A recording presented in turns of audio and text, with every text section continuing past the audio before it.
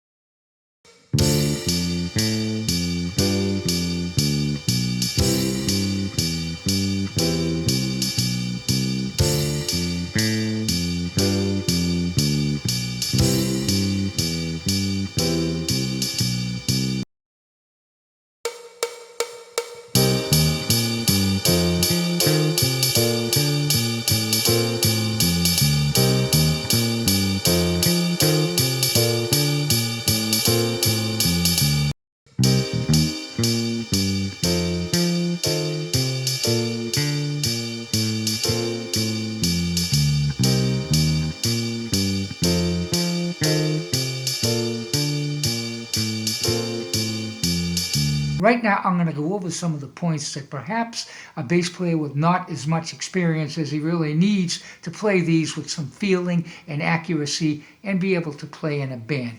So I want to tell you what you need and what you probably don't need at this point, even if you have a deficit in some of your theory knowledge. I'm going to make sure that you can still play these lines as good as an expert. And what you have to do is to eliminate all the stuff you don't need to think about and concentrate on the things you do need to think about. I like to use shapes. That's how I learned in my initial stages, and I did a lot of gigs relying just on the shapes of the arpeggios. Relying just on the shapes has a great advantage because you can take that shape, move it around, and be able to play in any key easily. Even if you don't know all the notes in the shape, you know the shape's going to work. A -7 shape looks like this. So we're going to start out with number 2. I chose number 2 because I have it notated in second position. You can easily convert that to an open position if you wish. I wouldn't recommend that because we want to have this shape in one piece so you can move it around the neck and change to any other key you want easily. So here we go. We are now in the second position, of course, and we're going to play a D on the 5th fret, and the shape is this. And that would be a 1, flat 3, 5 to flat 3. But we're concerned in learning this shape. We're starting with the baby finger on the 5th fret, and that is most important to know because you want to know where you're going to start when you start moving these 2-5-1 progressions around. You have to know where the starting note is and what position to play. That's your first step. Now, we'll go to the 5 chord, and that shape starts on the 5th fret of the D string with your baby finger. That would be the root of the G7 chord. Now you've got to memorize that shape, so you can move it any way you want. Okay, now we're on the 1 chord, the C major 7th, and we're going to play that in second position, and we're going to play it like this.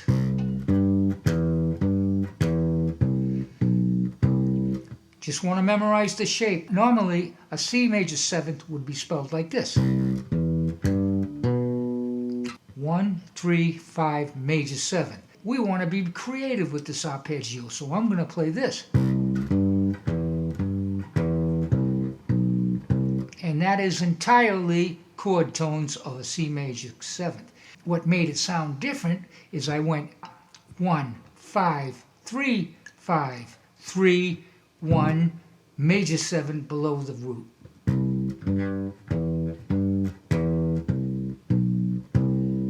Okay, you have your 3 shapes. You get them all memorized up, and let's play the whole thing, keeping in mind the first note of this line is on the 5th fret of the A string, and that will be a D minor.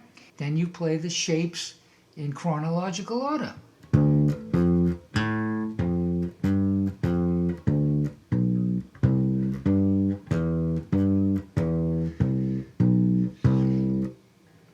get that down, play it over and over again until you really have a grip on it, you know.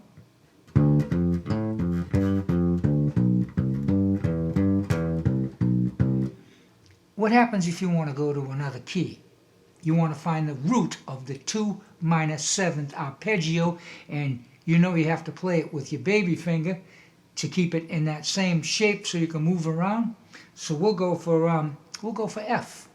So here's an F up here on the 8th fret of the A string, but we have to start on the 2.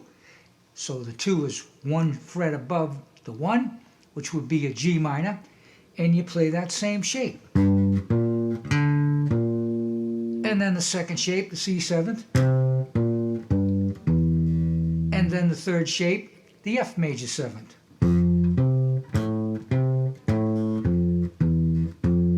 Now all you want to think of is the shape and where to start it.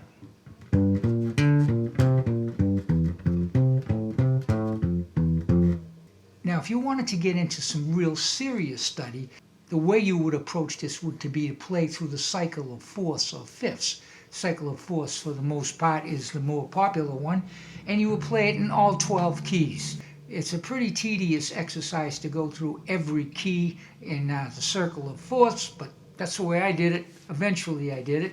In the beginning, I just did it as I illustrated. Whatever key I needed to be in, I used that shape.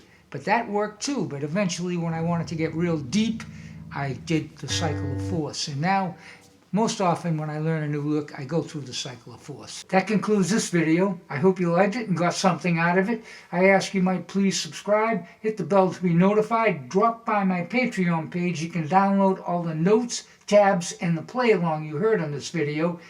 And I hope to see you again.